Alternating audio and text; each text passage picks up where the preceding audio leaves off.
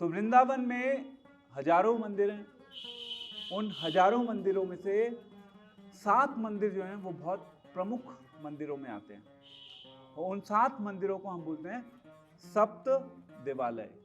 तो अभी हम राधा रमन के बारे में बताएंगे। पहले सबसे पहला हमारे जो वृंदावन में ये जो 7 मंदिर हैं, ये 7 मंदिरों को स्थापित किसने किया? जो हमारे 6 गोस्वामी हुए। 6 गोस्वामी में जो प्रमुख गोस्वामी हुए वो थे रूप गोस्वामी एंड सनातन गोस्वामी। तो चैतन्य महाप्रभु जब बंगाल में कृष्ण भक्ति का प्रचार कर रहे थे, चैतन्य महाप्रभु ने रूप गोस्वामी एंड सनातन गोस्वामी को आदेश दिया कि आप वृंदावन में जाइए और वृंदावन में जाकर आपको 2 मुख्य कार्य करने हैं। सबसे पहला, एक तो वृंदावन में जितने भी भगवान के जो लीला स्थल हैं, क्योंकि वो लीला स्थल लुप्त हो चुके थे। भगवान ने अपनी लीला आज से 5000 वर्ष पहले की थी वृंदावन में। तो चैतन्य महाप्रभु ने रूप गोस्वामी एंड सनातन गोस्वामी को ये आदेश दिया कि आप वृंदावन में जाइए और वृंदावन में जाकर ये जो लीला स्थली हैं इनको आप खोजिए। तो ये एक उनका मुख्य कार्य था। और दूसरा उनका मुख्य कार्य था कि आप ग्रंथों की रचना कीजिए, क्योंकि चैतन्य महाप्रभु ने केवल कृष्ण नाम का प्रचार किया और डायरेक्टली उन्होंने कोई भी शास्त्र नहीं लिखा। उन्होंने लिखा था पर उन सबको नदी में बहा दिया था। तो चैतन्य महाप्रभु ने इस कार्य को रूप गोस्वामी एंड सनातन गोस्वामी को सौंप दिया और उन्हें आदेश दिया कि आप वृंदावन जाइए। तो 6 गोस्वामी हुए। उन 6 गोस्वामी में से 2 गोस्वामी जो मुख्य गोस्वामी थे, रूप गोस्वामी एंड सनातन गोस्वामी। ठीक है। तो अभी हम जिस मंदिर में हैं वो है राधा रमन। तो वृंदावन में जो एक स्वयंभू मतलब जो अपने आप जो प्रकट विग्रह हैं वो हैं राधा रमन। ये विग्रह अपने आप प्रकट हुए थे। तो इन विग्रह का प्राकट्य हुआ था शालिग्राम शिला से।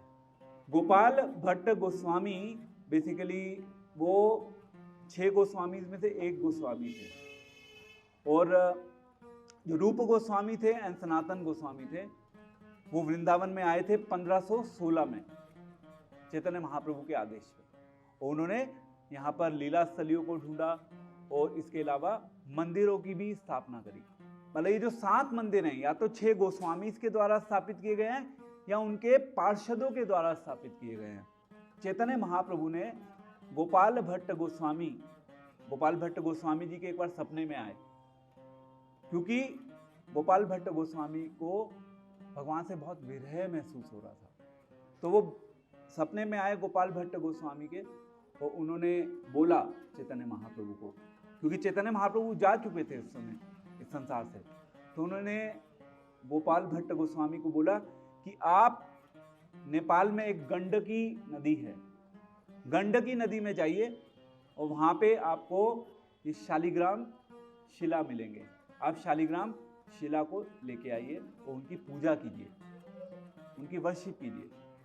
तो वो गए नेपाल, वहाँ पे उन्होंने गंडकी नदी में स्नान किया और जब वो वहाँ पे स्नान कर रहे थे तो उनके पास एक कमंडल होता है, वो कमंडल था।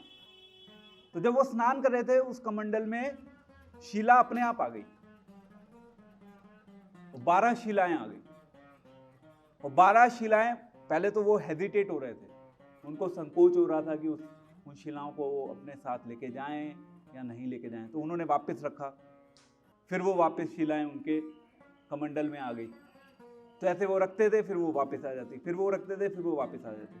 तो फिर उन्हें लगा कि शायद ये भगवान का आदेश है, भगवान मुझसे सेवा लेना चाहते हैं, इसलिए भगवान ने ये शिलाएं मतलब चाहते हैं कि मेरे पास आएँ और फिर मैं भगवान की शालिग्राम शिला के रूप में भगवान की सेवा करूं। तो उन शिलाओं को लेकर वृंदावन में आ गए।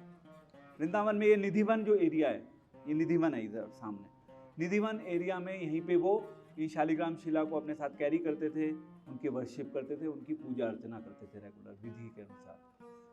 और फिर जब वो शिलाएं बेसिकली वो जो 12 शिलाएं थी उन शिलाओं में से एक शिला थी, उसका नाम था दामोदर शिला, जिससे ये राधा रमन जी आए थे।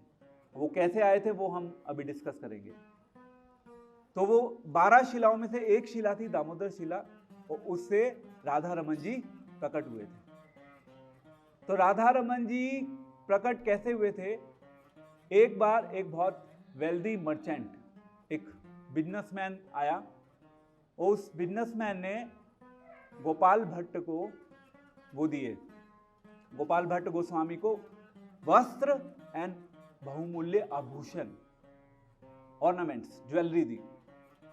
अब गोपाल भट्ट गोस्वामी को जब ये भेंट मिली डोनेशन के रूप में अपने डीटीज की सेवा के लिए, तो उन्होंने उसको स्वीकार करने से मना कर दिया। उन्होंने कहा कि मैं क्या करूंगा इसका, मेरे पास तो भगवान के विग्रह भी नहीं है, तो मैं इनकी तो सेवा, इनको यूज भी नहीं कर सकता। मेरे पास शालिग्राम शिला है, शालिग्राम शिला में ना तो भगवान को ऑर्नामेंट्स पहनाए जा सकते, ना उनको वस्त्र पहनाए जा सकते, तो क्या किया जाए। तो फिर वो बहुत मन ही मन बहुत दुखी हो गए। और उस दिन नरसिंह चतुर्दशी थी, नरसिंह देव भगवान का आविर्भाव दिवस। तो नरसिंह देव भगवान कैसे खंबे में से प्रकट हुए थे अपने भक्त प्रहलाद की रक्षा करने के लिए।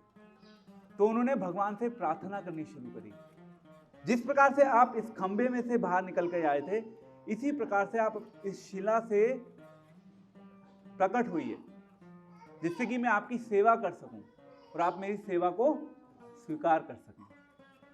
तो उन्होंने भगवान से बहुत प्रार्थना करी, और अगले दिन वो अपना शालिग्राम शिलाओं को रख के जब रेस्ट करने के लिए चले गए, तो नेक्स्ट डे उन्होंने जब देखा तो उन शिलाओं में से एक जो दामोदर शिला थी, वो दामोदर शिला किस में परिवर्तित हो गई? राधा रमन जी में। ये जो राधा रमन जी यहाँ पे बैठे हैं, वो शालिग्राम शिला थी जो गोपाल भट्ट गोस्वामी जी की प्रार्थना की वजह से कन्वर्ट हो गई भगवान के विग्रह में। तो भगवान की ये त्रिभंग ललितम जो शेप है, मतलब 3 फोल्डेड फॉर्म, इसमें आप देखेंगे, अगर आप ध्यान से देखें विग्रह को, तो ये कर्व है, 3 कर्व फॉर्म। भगवान के इसमें दांत भी हैं। तो ये जब शिला जब परिवर्तित हुई, तो केवल इसमें मतलब भगवान कृष्ण थे, राधा नहीं थी। तो यहाँ पे जो विग्रह है, इसमें जो 7 हमने अलग अलग बात करी कि ये वृंदावन में सप्त देवालय, यानी कि 7 मंदिर, प्रमुख मंदिर हैं। तो एक तो है राधा गोविंद देव जी, दूसरे हैं राधा गोपीनाथ जी, एंड तीसरे हैं राधा मदन मोहन। तो ऐसा बोला जाता है कि ये जो राधा रमन जी का विग्रह है, इस विग्रह में राधा गोविंद देव जी, यानी कि भगवान का फेस, जो फेस है वो राधा गोविंद देव जी के विग्रह को रिप्रेजेंट करता है। जो भगवान का यहाँ से लेकर यहाँ तक का जो पार्ट है, बॉडी, वो रिप्रेजेंट करता है राधा गोपीनाथ जी को। और ये जो चरण है, ये रिप्रेजेंट करते हैं राधा मदन मोहन। आप इस मंदिर में आ गए हैं, अगर आपको बाकी और जगह दर्शन नहीं भी होते या आप नहीं जा पाते, इट इज फाइन, क्योंकि दर्शन होते हैं कथा से, दर्शन होते हैं भगवान के बारे में श्रवण करके। हम अपनी आंखों से भगवान को अभी देखने के अधिकारी नहीं हैं। हम भगवान को कैसे देख सकते हैं? हम भगवान को कानों से देख सकते हैं। यही तो है हमारा वैदिक साइंस। हमारे वैदिक साइंस में क्या है? श्रवण एंड कीर्तन। तो स्टार्ट कहां से होता है? श्रवण से। देखो, श्रवण शुरू हो गया। तो अगर आप दर्शन ना भी करें, परंतु अगर आपने श्रवण सही ढंग से किया, तो ये भक्ति का सबसे महत्वपूर्ण अंग है। इसलिए श्रवण की बहुत महिमा है। इसलिए हम कहते हैं कि हरे कृष्ण महामंत्र को सुनो और हरे कृष्ण महामंत्र का जप करो। ये बहुत सरल विधि है। तो जो गोपाल भट्ट गोस्वामी थे, वो 45 ईयर्स तक वृंदावन में रहे, उन्होंने इस प्रकार से ये जो भगवान के विग्रह हैं इनकी सेवा की।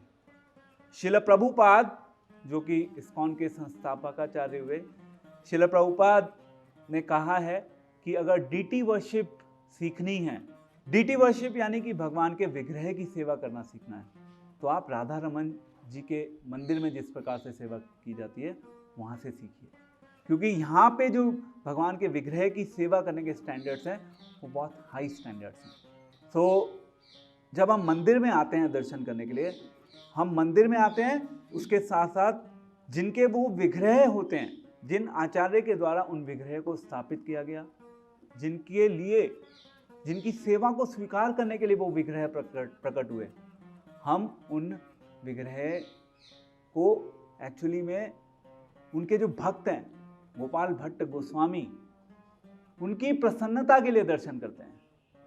हम अपनी आंखों से नहीं देख सकते, बट क्योंकि गोपाल भट्ट गोस्वामी उस चीज से प्रसन्न होंगे, इसलिए हम मंदिर में आके दर्शन करते हैं। चैतन्य महाप्रभु ने गोपाल भट्ट गोस्वामी को अपना कौपीन एंड आसन गोपाल भट्ट गोस्वामी को दिया था। वो कौपीन एंड आसन को अभी भी मंदिर में प्रिजर्व करके रखा हुआ है, और उसको हम साल में कुछ ही दिनों हम उसका दर्शन कर सकते हैं। तो चैतन्य महाप्रभु की भेंट है जो कि गोपाल भट्ट गोस्वामी को दी गई थी चैतन्य महाप्रभु के द्वारा, वो अभी भी यहाँ पर है। इस विग्रह को लगभग 450 साल हो चुके हैं, और यहाँ पे भगवान की सेवा के लिए, भगवान के भोग के लिए जो चूल्हा है वो 450 साल से चल रहा है, विदाउट एनी आज का जो विज्ञान है उसके इंटरफेरेंस के, वो कॉन्टिन्यूसली चल रहा है, अभी भी वो चूल्हा है यहाँ पर। ठीक है, तो ये था राधा रमन जी का छोटा सा ब्रीफ हिस्ट्री। तो आप गोपाल भट्ट गोस्वामी जी से प्रार्थना कीजिए कि जिस प्रकार से आपने भगवान को एक शालिग्राम शिला में भगवान को आपने अपनी प्रार्थना से आमंत्रित किया, इसी प्रकार से आप हमें शक्ति प्रदान कीजिए जिससे कि हम भगवान को अपने हृदय में आमंत्रित कर सकें। अभी हमारे अंदर इतनी शक्ति तो है नहीं कि एक शालिग्राम शिला से या किसी भी चीज़ से हम भगवान को प्रकट कर सकें। जिस प्रकार से प्रहलाद की रक्षा करने के लिए नरसिंह देव भगवान आ गए थे, ऐसा तो पॉसिबल है नहीं, बट ये जरूर पॉसिबल है कि हम भगवान को अपने हृदय में आमंत्रित कर सकते हैं। उस हृदय में आमंत्रित करने के लिए हमें प्रार्थना करनी होगी। और जो हरे कृष्ण महामंत्र का जो हम जप करते हैं, हरे कृष्ण महामंत्र का जो हम श्रवण करते हैं, ये विधि है जिसके द्वारा हम भगवान को अपने हृदय में आमंत्रित करते हैं। हम भगवान से प्रार्थना करते हैं कि हे भगवान, आप मेरी सेवा को स्वीकार कीजिए। हमें भगवान को किसी ना किसी रूप में सेवा करके प्रसन्न करना है, और अगर हमने भगवान को प्रसन्न कर दिया तो अगर इस संसार के सब लोग अप्रसन्न हो जाएं तो उससे भी हमें कोई फर्क नहीं पड़ता। हमारा इंटरेस्ट किस चीज में है? भगवान की प्रसन्नता। अगर आप वृंदावन धाम आए हैं तो आप ये मत सोचिए कि आप अपनी प्रसन्नता के लिए आए हैं। आप वृंदावन धाम में आए हैं भगवान की प्रसन्नता के लिए। आप जब भगवान के विग्रह के दर्शन करते हैं तो आपको ये नहीं सोचना कि हम भगवान के दर्शन कर रहे हैं। जब भगवान को लगे कि हाँ भाई, now you are my devotee, you are serving sincerely, तो हमें सेवा भाव इतना प्रगढ़ बनाना है कि भगवान हमारी सेवा से प्रसन्न हो और भगवान हमें देखना चाहें। हमें किसी ना किसी रूप से अल्टीमेटली भगवान के नाम में रुचि स्थापित करनी है। नाम गानन सदा रुचि, दैट्स अ होल पर्पस। तो ये अभी हमने छोटा सा डिस्कशन गोपाल भट्ट गोस्वामी जी के बारे में किया और राधा रमन देव जी के बारे में किया। तो इनफैक्ट चैतन्य महाप्रभु के अलावा, चैतन्य महाप्रभु के बाद ये जो भक्ति आंदोलन है, ये जो संकीर्तन का जो मूवमेंट है, इसकी जो नींव की स्थापना की है वो 6 गोस्वामीज ने की है। तभी हम आज यहाँ बैठे हैं। चैतन्य महाप्रभु ने क्योंकि कुछ छोड़ा नहीं था, उन्होंने केवल हरे कृष्णा और शिक्षाष्टकम, केवल ये 2 चीजें दी। उन्होंने लिखी भी, परंतु उन सबको पानी में बहा दिया, क्योंकि वो चाहते थे कि जो मेरे भक्त हैं, यानी कि रूप गोस्वामी एंड सनातन गोस्वामी, उनको उन्होंने शिक्षा दी, रूप शिक्षा एंड सनातन शिक्षा, चैतन्य चरितामृत में आता है। उनको वो शिक्षा दी और उन्हें बोला कि अब आप भक्ति का प्रचार करिए। उनकी कृपा से हम आज यहाँ पर बैठे हैं। तो हमें हमेशा ये ध्यान रखना चाहिए कि जब हम वृंदावन धाम में आए हैं, तो वृंदावन धाम में हम केवल भगवान के दर्शन नहीं करने आए, हम वृंदावन धाम में आचार्यों से, हमारे जो गुरुजन हैं, उनसे प्रार्थना करने के लिए आए हैं, क्योंकि उनकी कृपा से हम भक्ति में आगे बढ़ सकते हैं। और यही हमारा एक, कहते हैं ना, इस मनुष्य जीवन का एक अस्तित्व है। अदरवाइज हमारे मनुष्य जीवन के अस्तित्व की भी कोई मूल्यता नहीं है।